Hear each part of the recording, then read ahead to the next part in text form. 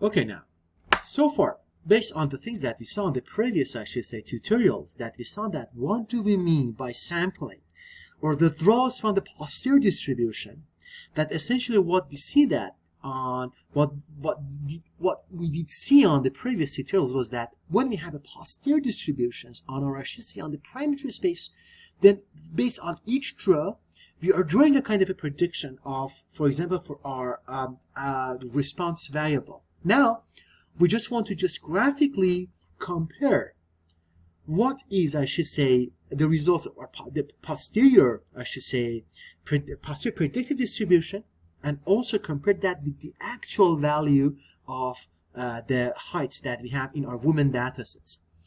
But in order to do that, on the very first step, we need one function in order to define it. Then we just move on and continue with the functions that we have to write in the RStudio.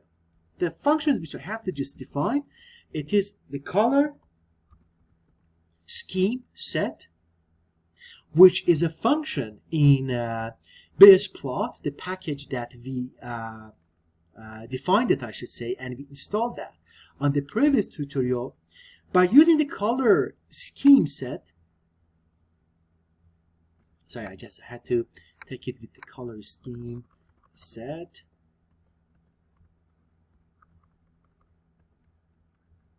With the color scheme set that we had, for example, you see that, for example, you can change the color based on the blue, or depending on what kind of color that you're interested. In order to see the color that you're interested, it has been defined into that function and into that package. You can just press F1, and you see that when you have a help menu open, you can scroll it down and you can see the name of the colors that which is, I should say, available as a preset that colors into, I should say, that functions. For example, you can just go ahead to choose any colors that you want. You can just go ahead with the blue or the bright blue, with the gray or dark gray, with the green, pink, purple, red, teal, and yellow. These are the colors that you can choose depending on your preference. For example, let's go ahead and choose dark, let's say, for example, bright blue. I'm just going to go ahead to just install that, I should say, that function with the bright blue.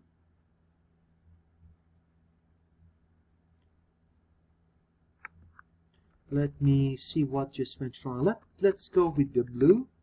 Okay, now we have this one, and also let's see, for example, if we just go with the bright blue, let's see why we had that error message popped up.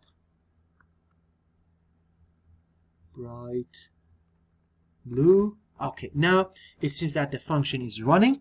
Now we just change, I should say, the color that we had in our, I should say, the graphical and the visual representation that we're going to contrast the actual value of our response, I should say, or the predicted values with compared to the draws from, I should say, the posteriors. Now I change the colors to the bright blue. And the other thing which I'm just going to do, I'm just going to go ahead to just write this function. You see that when you just write PPC, P, which stands for posterior predictive, posterior predictive, throws. Then you see that posterior predictive checks.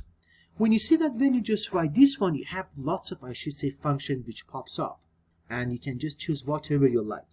For example, if we just decided to just go ahead with the posterior predictive checks, to just go ahead, we have many options, you see that. From the PPC bars, going all, let's say, for example, to the PPC error scatter average versus X, and there are lots of functions with the Bayesplot that we just installed. Now, I'm just going to go ahead with the PPC dense overlay. Okay. When I just go there, I have a couple of arguments that I have to just put inside that function. If I press F1, I can see that the things which is needed in order to just write this inside the parentheses to fill up the arguments there. You see that, for example, we have PPC dense overlay. We have, for example, we have PPC dense overlay. The first thing that it's recommended to just put that inside the functions is the value of the y. the vector of your actual observations of your response value. If you remember, the y that we defined in our previous model, I'm just going to type y, Control Enter. You see that the y which I have listed here, it's a vector which essentially shows the height of these 15 women in my data set. These are actual and true values of 15 women's height, which I took it as a response value in my model. Okay. Now, based on what is recommended onto the PPC dense overlay, I'm just going to go ahead, write the y, and I know the y which I have defined previously represents the women's height as a response value in my model, the true values and the actual values of their height. Okay. On the next line, you see that we have an argument which it says that it's going to be y rep. In order to show the y rep, what do we do? In order to show the y rep, I can come here and say, okay, my y rep is going to be what? Is going to be the posterior draws which I created. If you remember, in my data sets, I said that the woman posterior, essentially, if you remember from the previous functions that we had, it was, I should say, the collection of 600 draws or samples from the posterior distribution into the model A, which it was a Bayesian linear regression analysis. Then, the women posterior, it's the prediction, I should say, the posterior prediction of the things that we had. Then I say, okay, the y rep which I have for this model is going to be the woman posterior, which I created that before.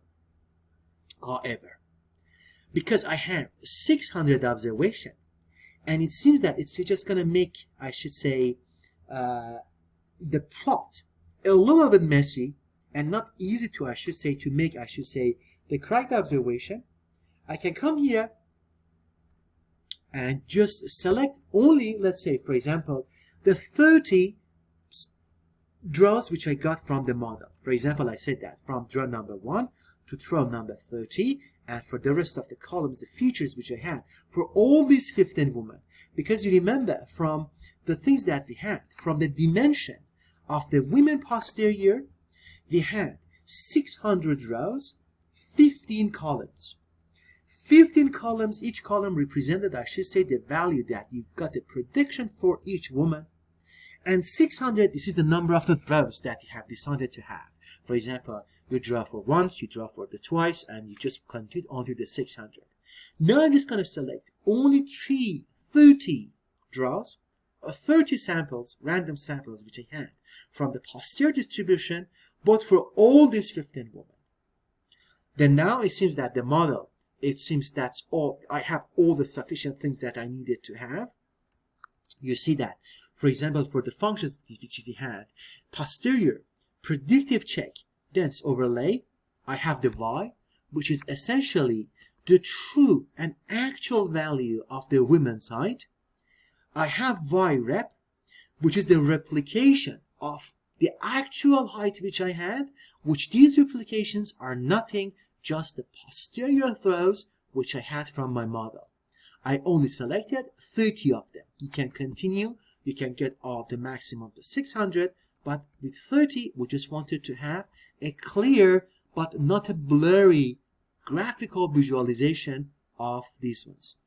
The code, it seems to be ready, and I just want to execute this. In order to execute it, I press Control Enter, and you should see very soon the model which is created here. You see these models. For example, you see that the dark blue is essentially the distribution of the actual, women's height, 15 women's, which is represented like that. And the brighter blue ones is essentially the graph and the visualization of 13 rows. There are 13 rows that you had from your posteriors. Each row selected, 15 numbers which each row represented 15 predicted values of those American women's heights. You see that we just start very closely. For example, if you remember from the first moments, we just had very close to 51. And for some other women, we have, I should say, kind of a variations, I should say, from the heights that they had. And that's the thing that we see it here. On some parts of it here, we do not see, I should say, that kind of closeness between the actual value and the predicted value. Then we can see that, for example, maybe that's the reason that we didn't have, I should say, not a large quantities of, I should say, of the women's in our data sets. And at the same time, we saw that for the women's height, where the best model that we could have predicted, it was, I should say, with the quadratic representation of these models, which we're just going to come back to that and represent that also in the Bayesian model. And also, you can come over here, you see that you can also remove this subsection of the total, I should say, distribution, and you can come here and say, okay, I'm just going to go ahead and press Control Enter and to visualize all 600 rows that you had from the data sets. Did you see that? Because there are 600 rows, it takes more time to process it and visually represent that in as a plot, single plots for you. That's why it took some longer time to visual this one. And now there we have, I can just zoom the plot that I had. You see that still. You see that, let's not, I should say, let's see, try it once more. Let's zoom this. I cannot have the zoom, but let's look at this one here. You see that the brighter blue colors that you have, it essentially shows a dense and a thicker, I should say, prediction of the values that you are having here visually. Because previously, you had only the graphical representation of 30 rows. Now you have 600 ones. Then you see that you have a thicker presentations of these ones. Okay, and next tutorial, we are just going to move on with the new topic. And here we saw that with the PPC dense overlay, you have the option to see that how the model that you have had is capable of replicating, simulating the same data that you just created the model with. And you see that, for example, we have some kind of inaccuracy on the top, despite the fact that we have some reasonable representation in these areas, but in these ones, the model is not doing a great job then. On the next tutorials, we're just going to move on with some other representations and possibly to create the model that